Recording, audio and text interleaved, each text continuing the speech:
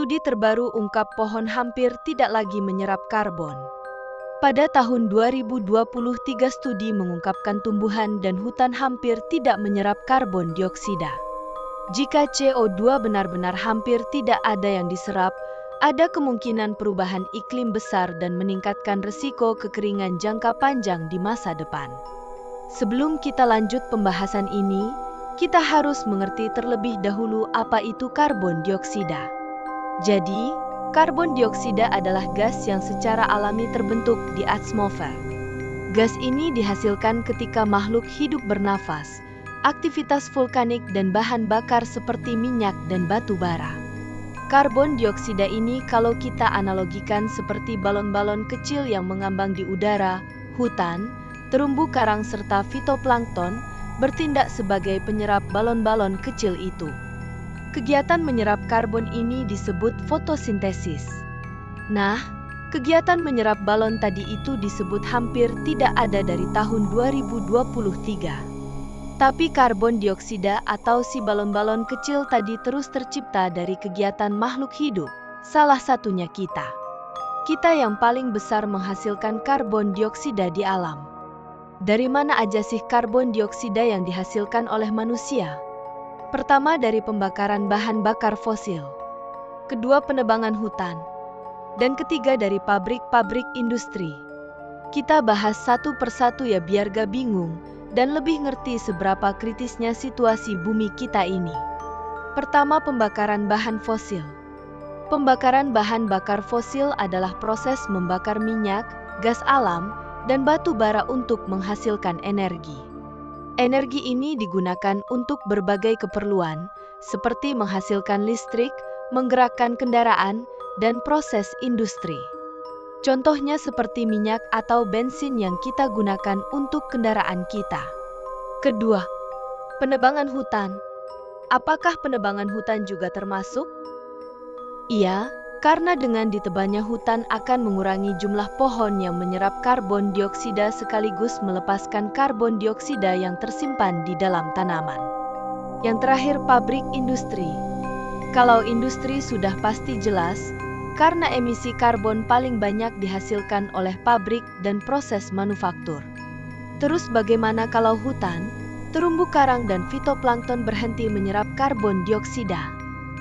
Jadinya pemanasan global lebih buruk terjadi dari yang diperkirakan.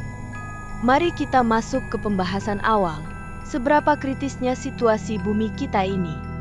Berdasarkan data awal dari tim peneliti internasional, jumlah karbon yang diserap menurun pada 2023, tahun terpanas yang pernah tercatat. Hasil akhir studi pun menunjukkan, hutan, tumbuhan, dan tanah hampir tidak menyerap karbon dioksida pada tahun lalu. Dengan kata lain, pada 2023, beberapa tempat penyerapan karbon alami di bumi tampaknya berhenti berfungsi. Bukan hanya di darat, kondisi serupa juga dilaporkan terlihat di lautan. Studi pada 2023 menemukan gletser Greenland dan lapisan es Arktik mencair lebih cepat, yang dapat menghambat kemampuan laut untuk menangkap dan menggunakan karbon. Bagi zooplankton atau binatang mikroskopis laut, pemakan fitoplankton atau alga, mencairnya es laut membuat mereka terpapar lebih banyak sinar matahari. Menurut para ilmuwan, hal tersebut dapat membuat makhluk laut ini berada di kedalaman lebih lama, yang pada akhirnya menyebabkan daur karbon tidak maksimal. Aktivitas manusia juga memicu penyerap karbon berhenti berfungsi. Di sisi lain, beberapa aktivitas manusia terus menghasilkan karbon dioksida yang mencemari atmosfer. Ketergantungan manusia yang masih sangat besar pada bahan bakar fosil dan industri memberikan tekanan besar bagi penyerap karbon alami untuk membersihkannya. Belum lagi, kegiatan menebang hutan kian mengurangi jumlah pohon sebagai penyerap karbon dioksida alami di atmosfer. Seiring meningkatnya emisi manusia, jumlah karbon dioksida yang diserap oleh alam juga meningkat. Namun, keseimbangan ini mulai bergeser, salah satunya didorong oleh meningkatnya suhu panas. Normalnya, saat fotosintesis di siang hari, tanaman akan membutuhkan karbon dioksida, kemudian mengeluarkan oksigen sebagai produknya. Karbon dioksida tidak dilepaskan selama fotosintesis. Akan tetapi, sejumlah kecil gas ini dikeluarkan baik siang maupun malam hari sebagai produk respirasi seluler atau pernapasan. Pemanasan global, penggundulan hutan, dan cuaca tidak menentu mengacaukan keseimbangan fotosintesis dan pernapasan. Alih-alih menyerap karbon untuk fotosintesis, tanaman justru mengeluarkan karbon lebih banyak ke atmosfer. Meski bumi menunjukkan ketahanan dan kemampuan beradaptasi yang luar biasa dari waktu ke waktu, penelitian terbaru dapat membuka titik kritis yang perlu dihadapi manusia. Kita terbuai dalam zona nyaman, kita tidak dapat benar-benar melihat krisis, kata Direktur Potsdam Institute for Climate Impact Research, Johan Rockström. Bahkan, kini, hanya satu hutan hujan tropis utama, yakni Cekungan Kongo, yang dilaporkan tetap menyerap lebih banyak karbon daripada yang dilepaskan ke atmosfer. Kabar buruknya, penyerap karbon alami seperti pohon-pohon di darat maupun fitoplankton di laut tergolong rumit dan sangat sulit diukur. Model atau pola secara keseluruhan menunjukkan, baik penyerap karbon di darat maupun lautan akan berkurang di masa depan sebagai akibat dari perubahan iklim. Tetapi ada pertanyaan, seberapa cepat itu akan terjadi?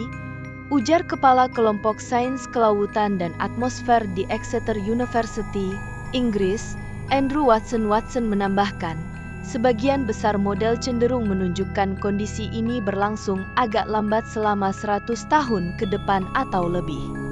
Namun, sebagian besar model tersebut tidak memasukkan faktor-faktor yang tampaknya penting, seperti kebakaran hutan dan penggundulan hutan yang semakin parah. Terlepas dari hal tersebut, temuan ini menggambarkan keruntuhan alam sebagai tanda yang menakutkan dari pemanasan global.